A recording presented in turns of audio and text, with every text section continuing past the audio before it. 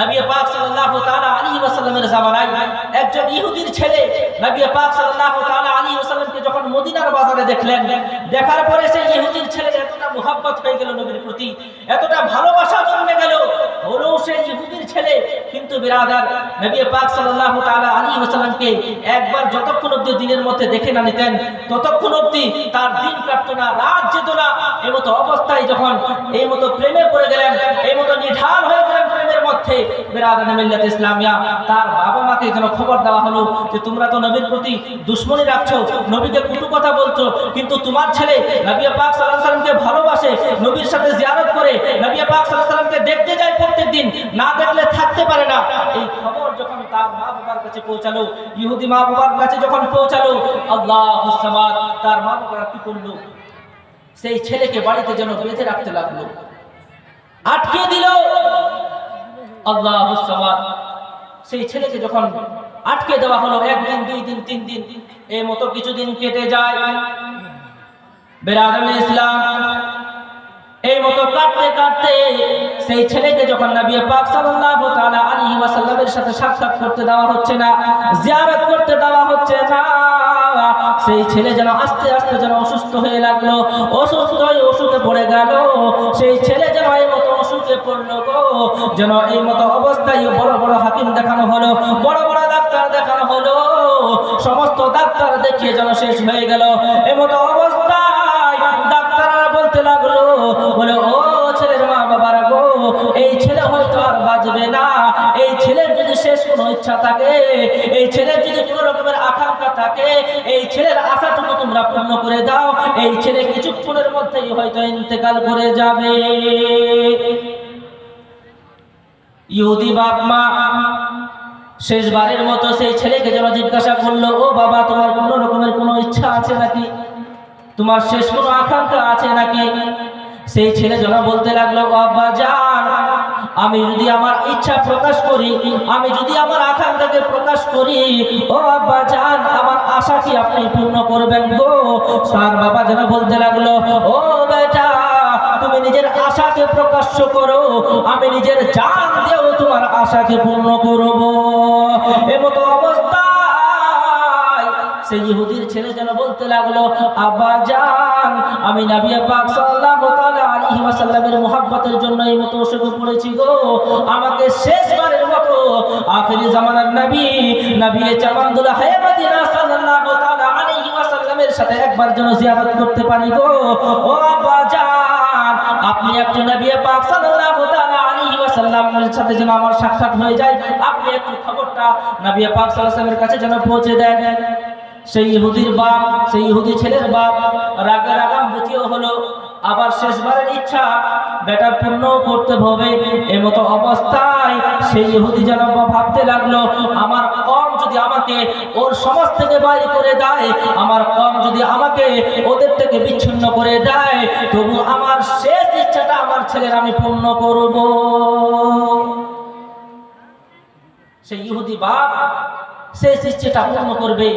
এমতো অবস্থায় তার বাবা চটচট করে যেন মদিনার মসজিদে নববীর মধ্যে গেলেন, আর যাওয়ার পরে বাইরে থেকে যেন আওয়াজ দিলেন, ইয়া রাসূলুল্লাহ, ইয়া হাবিবাল্লাহ। যখন নবী পাক সাল্লাল্লাহু তাআলা আলাইহি ওয়াসাল্লামের কানে এই আওয়াজটা পৌঁছালো, নবী আমার যেন বাইরে আসলেন, আসার পরে বলতে লাগলেন, কি ব্যাপার, তুমি আজকে এখানে কেন? বিরাদার মিল্লাত ইসলামিয়া, নবীর এই মতো মধুর কণ্ঠ শুনে, মধুর আওয়াজ যেন শুনে সেই ইহুদির জন্য মনটা নরম হয়ে গেল। বলে, হুজুর, আমার বেটা হয়তো কিছুক্ষণের মধ্যে ইন্তেকাল করে চলে যাবে, এই দুনিয়া থেকে পরগমন করে চলে যাবে। ইয়া রাসূলুল্লাহ, ইয়া হাবিবাল্লাহ, নবী গো, আপনার মহব্বতে আমার ছেলে আজকে মরতে শুয়েছে, আপনি দয়া করে একটু আমার ছেলের জন্য চলুন। বিরাদার মিল্লাত ইসলামিয়া, আমার নবী তথাকুল কায়নাতের নবী দয়ার নবী সাল্লাল্লাহু তাআলা আলাইহি ওয়াসাল্লাম যেন সমস্ত সাহাবায়ে কেরামদেরকে নিলেন, আর নামার পরে সেই ইহুদির বাড়িতে যেন গেলেন, আর যাওয়ার পরে সেই ছেলে হয়তো কিছুক্ষণের মধ্যে ইন্তেকাল করত। যখন নবী পাক সাল্লাল্লাহু তাআলা আলাইহি ওয়াসাল্লামের আওয়াজ তার কানে পৌঁছালো, তার বাবা যেন বলতে লাগলো, ও আমার বেটা, তোমার মাহবুব চলে এসেছে, তোমার প্রিয়তম নবী চলে আসছে, তুমি একবারের জন্য চক্ষুটা খোলো। বিরাদার মিল্লাত ইসলামিয়া, ছেলেটা হয়তো কিছুক্ষণের মধ্যে ইন্তেকাল করত।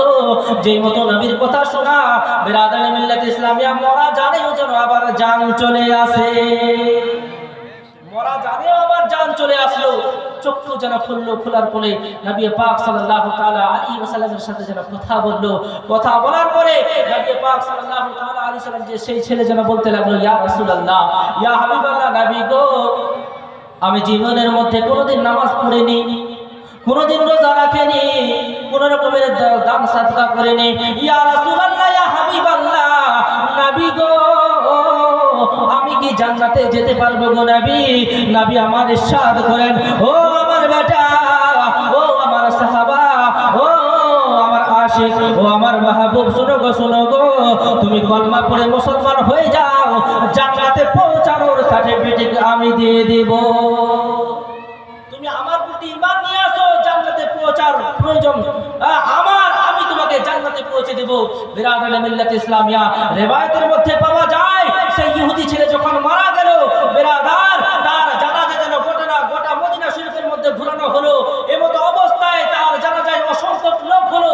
দয়ার নবী মুস্তাফা সাল্লাল্লাহু তাআলা আলাইহি ওয়াসাল্লাম তার জানাজায় যেন এড়ির বলে চলছেন, পুরো পা যেন জমিনে আর ফেলছেন না। সাহাবায়ে কেরামরা আরজ করলেন, ইয়া রাসূলুল্লাহ, ইয়া হাবিবাল্লাহ, নবী গো, কি ব্যাপার, আপনি এর বলে কেন চলছেন? গোটা পা কেন আপনি জমিনের মধ্যে ফেলছেন না? বিরাদরে মিল্লাত ইসলামিয়া রওয়ায়াতের মধ্যে পাওয়া যায়, নবী আমার ইরশাদ করে, ও আমার সাহাবারা, ও আমার আশিকেরা, শুনে নাও, শুনে নাও, এই ইহুদি ছেলের ইসলাম গ্রহণ করাতে, এই ইহুদি ছেলের ইসলাম গ্রহণ করাতে আজকে এই ইসলাম নিজের ঈমানটুকুর সহিত যে আজকে ইন্তেকাল করলো, এই নবযুবকের জানাজায় আসমান থেকে অসংখ্য ফেরেশতা তার জানাজায় শরীক হতে এসেছে। আর সেই জন্যই মদিনা শরীফের অলিগলিতে যেন পা রাখার জায়গা নাই। একটা যে চাল ফেলবে, একটা যে কোন রকমের দানা ফেলবে, এই মতো জায়গা নাই। পুরো মদিনা শরীফ ভরে গেছে। সেই জন্যই আজকে আমি এড়ির মনে চলছি। বলেন না সুবহানাল্লাহ। এই আশিকে রাসূলের জানাজায় এত সংখ্যক ফেরেশতা এসেছে যে গোটা মদিনা ভরে গেছে, আর একটা দানা ফেলার মতো জায়গা নেই। সেই জন্যই আমি এড়ির বলে চলছি। বিরাদরে মিল্লাত ইসলামিয়া এক ওয়াক্ত নামাজ পড়লো না, একটা রোজা রাখলো না, কিন্তু এই মর্তবা পেল কোথা থেকে? এই মর্তবা পেল নবী পাক সাল্লাল্লাহু তাআলা আলাইহি ওয়াসাল্লামকে জিন্দা অবস্থায় দুই চক্ষু দ্বারা দেখলো, আর ঈমান অবস্থায় ইন্তেকাল করলো। এর জন্য মহান আল্লাহ রাব্বুল আলামিন এই সাহাবার মর্তবা সমস্ত আউলিয়া কিরাম থেকে উঁচু, সমস্ত আউলিয়া কিরাম, সমস্ত উলামায়ে দ্বীন, সমস্ত মুফতিয়ানে কিরাম, মুহাদ্দিসিনে কিরাম, মুহাদ্দিসিনে কিরাম, সমস্ত আউলিয়া কিরামের থেকেও এর মর্তবা বেশি। যদি এক ওয়াক্তের নামাজ নাও পড়ো, কিন্তু বিরাদার এই মতো আল্লাহ রাব্বুল আলামিন তিনাদের মর্তবা দিচ্ছেন। বিরাদার মিল্লাত ইসলামিয়া নবী পাক সাল্লাল্লাহু তাআলা আলাইহি ওয়াসাল্লামের সাথে যদি অটুট মুহাব্বত থাকে, অটুট যদি ভালোবাসা থাকে, তাহলে বিরাদার মিল্লাত ইসলামিয়া এই ভালোবাসা যারা করবে, এই মুহাব্বত যারা করবে, অটুট যদি ভালোবাসা থাকে, অটুট যদি মুহাব্বত থাকে, মহান আল্লাহ রাব্বুল আলামিন এদের জবানে এই মতো তাসির দিয়ে দেয়, এই মতো পাওয়ার দিয়ে দেয়। যদি বান্দা আল্লাহ রাব্বুল আলামিনের দরবারে কোন রকমের আরজ করে থাকে, মহান আল্লাহ রাব্বুল আলামিন তার কিঞ্চিত সময়ের মধ্যে তার কথা যেন ঘটনা ঘটিয়ে দেন। বলেন না সুবহানাল্লাহ। যারা নিজের জানকে নবীর প্রেমে দিয়ে দিয়েছে, নবীর জন্য ফানা করে দিয়েছে, মহান আল্লাহ রাব্বুল আলামিন তাদের মর্তবাকে বাড়িয়ে দিয়েছেন। কিতাবের মধ্যে পাওয়া যায় হযরত জুনায়েদ বাগদাদী রাহমাতুল্লাহ আলাইহি, তিনি হুজুর গাউসে পাক রাদিয়াল্লাহু তাআলা আনহুর পীরের পীর হযরত জুনায়েদ বাগদাদী রাদিয়াল্লাহু তাআলা আনহু আল্লাহুস সামাদ, এখনো হুজুর গাউসে পাক দুনিয়াতে আসেননি, আসবেন। তার আগেই হুজুর জুনায়েদ বাগদাদী রাহমাতুল্লাহ আলাইহি বাগদাদ শরীফের মধ্যে এলান করছেন যে অনেকদিন পরে একজন আউলিয়া কেরাম দুনিয়ার মধ্যে তাশরীফ নিয়ে আসবেন, আর বাগদাদের মসজিদ থেকে এলান করবেন যে আমার কদম সমস্ত আউলিয়া কেরামের গর্দানে। তিনি তো তখন বলবেন, আজকে আমি স্বীকার করছি তিনার পা যেন আমার ঘাড়ের মোবারকে। বলেন সুবহানাল্লাহ। তিনি তখন বলবেন, আজকে আমি এতদিন আগে বলে দিলাম যে তিনার পাও যেন আমার ঘাড়ের উপরে। বিরাদরে মিল্লাত ইসলামিয়া অনেকেই বলে যে নবীদেরকে ইলমে গায়েব নাই। এখানে তো আউলিয়া কেরামের শানের মতো যে এখনো গৌসে পাক আসেননি তার আগের ঘটনা হযরত জুনায়েদ বাগদাদী রাহমাতুল্লাহ আলাইহি বলছেন যে তিনি আসবেন আর এলান করবেন যে সমস্ত আউলিয়া কেরামের গর্দানে আমার পা। আজকে আমি এতদিন আগে এলান করলাম যে তিনার পা যেন আমারও গর্দানে থাকে। বলেন সুবহানাল্লাহ। হযরত জুনায়েদ বাগদাদী রাহমাতুল্লাহ আলাইহি দারিয়ায়ে দাজলার মধ্যে মুসল্লা বিছিয়ে দিতেন। নারে তাকবীর, নারে তাকবীর, নারে রিসালাত, নারে রিসালাত, মাসলাকে আলা হযরত, মাসলাকে আলা হযরত, নারে তাকবীর, নারে রিসালাত, नारे हैदरी, नारे हैदरी, गौस का दामन, गौस का दामन, पीर का दामन, नारे तकबीर, नारे रिसालत, नारे हैदरी, नारे हैदरी, मसलके आला हजरत, मसलके आला हजरत, इश्क मोहब्बत, इश्क मोहब्बत, इश्क मोहब्बत, इश्क मोहब्बत, प्यार मोहब्बत, प्यार मोहब्बत, नारे तकबीर, नारे रिसालत। बिरादर इस्लाम एक बार दूसरी पेश करें। अल्लाहुम्मा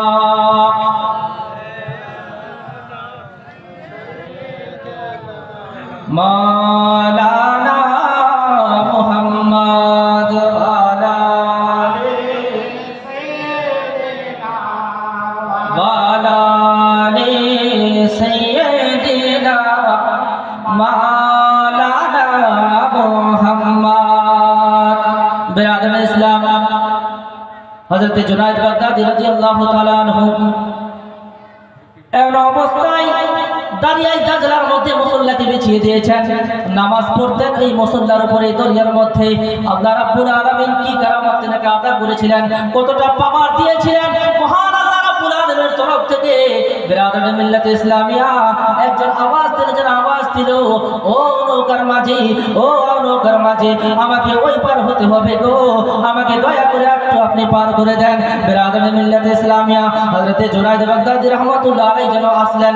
আসার পরে সেই লোকটি যেন বলতে লাগলো, হুজুর আমার বেয়াদবি হয়ে গেছে, হয়তো আমি ভেবেছিলাম যে কোনো নৌকাওয়ালা আছে, বলে তোমার ওই পারে যাওয়ার কাম আছে, তুমি আমার সাথে চলো।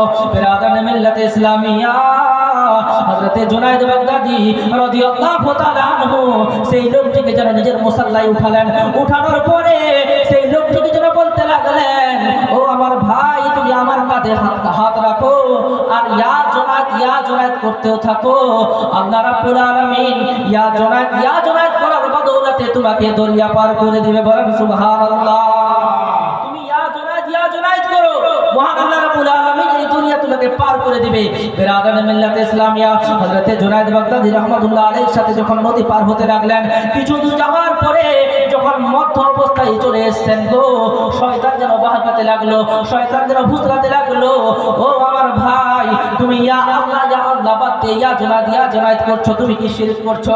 বিরাদর মিল্লাত ইসলামিয়া সেই লোকটা মনে মনে ভাবলো, ঠিকই তো কথা, আমি ইয়া জুনায়েদ কেন করতেছি? ইয়া আল্লাহ যদি করি তাহলে কতই না ভালো হবে।